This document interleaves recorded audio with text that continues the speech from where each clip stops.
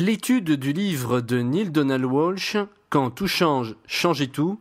6e changement, modifiez votre opinion sur les raisons du changement.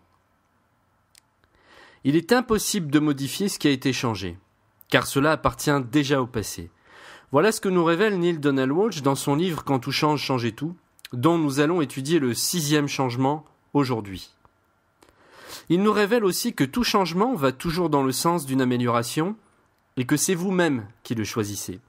Vous avez du mal à avaler la pilule, surtout quand tout dans votre vie va de travers et que vous vous dites « mais qu'ai-je fait pour mériter cela ?» Rassurez-vous, c'est une réaction normale qui prouve au contraire que vous êtes sain d'esprit.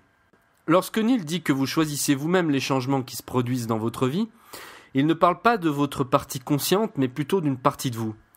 La partie cachée de l'iceberg, votre être profond ou votre âme. C'est elle qui prend les décisions les plus importantes et non votre mental.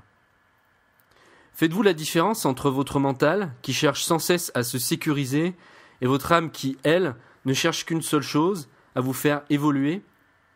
Ce sont deux parties de vous-même qui sont souvent antagonistes.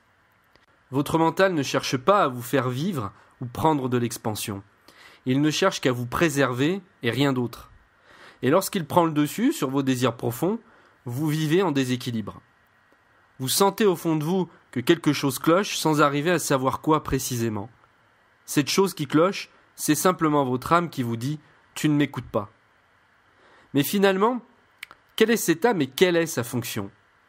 Elle se relie à quelque chose de beaucoup plus vaste et fait partie d'un tout. C'est justement ce qui fait la différence avec l'ego, votre mental, qui vit une illusion de séparation constante et vous délivre une vision fragmentée de l'existence. L'énergie de votre âme est reliée à celle de l'univers. Elles suivent un même courant. Elles suivent la même direction qui n'est autre que celle de l'amour, l'énergie qui relie toute chose et tout être. Tout est une question d'équilibre. Ne faites pas pour autant comme ces personnes qui pensent pouvoir vivre uniquement d'amour et d'eau fraîche, qui pensent qu'elles peuvent se passer des choses terrestres en vivant complètement désincarnées. À moins d'être un maître zen né au Népal qui a choisi de consacrer sa vie à la méditation, il vous faudra un peu plus que du pain et de l'eau pour réaliser votre plan ici. Vous avez le droit de jouir de toutes les bonnes choses qui sont sur terre, de vivre dans l'abondance, d'avoir une belle maison, une belle voiture, etc. Que vous soyez sans un sou ou riche comme Crésus, que vous rouliez en taco ou en Porsche, cela n'a aucune importance aux yeux de l'âme. Dieu ne vous aimera pas plus parce que vous êtes pauvre ou modeste, ou parce que vous êtes riche. Il se contentera de vous donner ce que vous lui avez demandé. C'est tout. Vous avez donc le droit de rendre le plus agréable possible votre passage ici. Les problèmes commencent lorsque, comme le dit un proverbe chinois, vous confondez la flèche et la cible. Vous êtes d'accord ici pour être heureux. Cible. Peu importe comment vous y arrivez, cela n'a aucune importance. Seulement veillez à ce qui sert, la flèche, à votre bonheur ne devienne pas un but en soi, sinon vous êtes d'accord que vous avez perdu la vraie cible. Ne percevez donc pas votre mental comme un ennemi. Il a sa raison d'être, sinon vous n'en auriez pas. Vous avez un ego comme moi, comme tout le monde, ou presque. Composons donc avec, et servons-nous-en comme d'un instrument pour devenir des créateurs conscients, sans en devenir l'esclave.